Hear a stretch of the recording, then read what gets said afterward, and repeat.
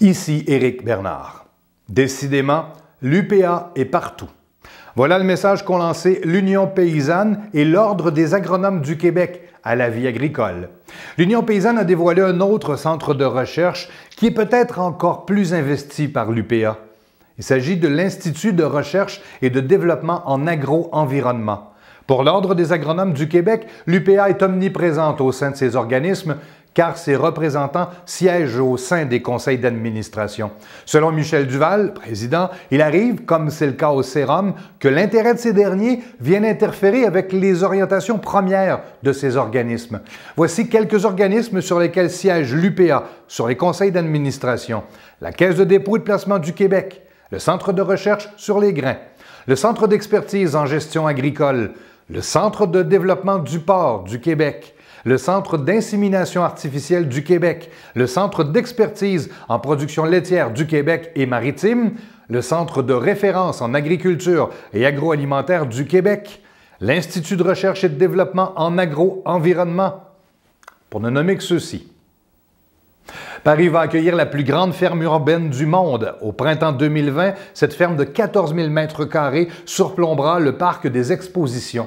Elle alimentera les restaurants du site et les habitants du quartier. On prévoit faire un modèle à l'échelle mondiale en matière de production responsable, c'est-à-dire de l'agriculture biologique et des productions respectueuses des cycles de la nature.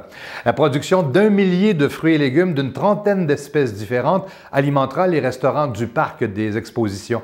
La ferme alimentera aussi les habitants du sud de Paris et des communes limitrophes directement ou par le biais de la distribution, des restaurations collectives et des hôtels.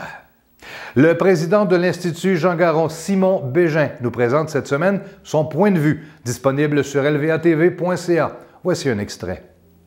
Il faudra surtout qu'à partir de maintenant, toutes les parcelles de terres agricoles situées à un jet de pierre d'un centre-ville, comme les terres des Sœurs de la Charité de Québec, pour ne pas les nommer, soient protégées avec la plus grande rigueur. François Cardinal, un entrepreneur québécois, compte bien profiter de l'engouement croissant des consommateurs pour les protéines végétales et le flexitarisme. Si tout se passe comme prévu, il mettra en marche ce printemps un bœuf haché sans bœuf, qui ressemble à s'y méprendre à de la viande, à un goût de viande et devrait être vendu dans le rayon de la viande. Pour entrer dans le marché, il a développé deux produits. Du haché végétal, pouvant servir à faire n'importe quelle recette nécessitant du bœuf haché, et des boulettes pour préparer des hamburgers. Autant le haché que les boulettes sont à base de pois jaunes. Plus tard, des viandes végétales cuites ainsi que des saucisses et du porc effiloché devraient s'ajouter à la gamme de produits. Sylvain Charlebois, professeur en distribution et politique agroalimentaire à l'Université Dalhousie, est persuadé que les grandes chaînes de supermarchés auront un grand intérêt pour un tel produit dans le contexte où la demande pour les protéines végétales augmente plus vite que l'offre. D'ailleurs, comme l'a révélé la presse, les producteurs de tofu peinent à suffire à la demande, ce qui provoque régulièrement des pénuries dans les supermarchés depuis quelques mois. Le saviez-vous, comme à chaque semaine, en quoi consiste l'apiculture? L'apiculture sert à élever et à prendre soin des abeilles afin d'obtenir du miel de leur travail et à fournir des services de pollinisation aux producteurs de fruits et de légumes. La reine est la seule abeille capable de pondre des œufs fécondés. Les faux bourdons servent à féconder la reine. Notre question. Environ combien d'œufs la reine peut-elle pondre par jour? A. 100 œufs, B. 800 œufs ou C. 2000 œufs? La réponse après la pause.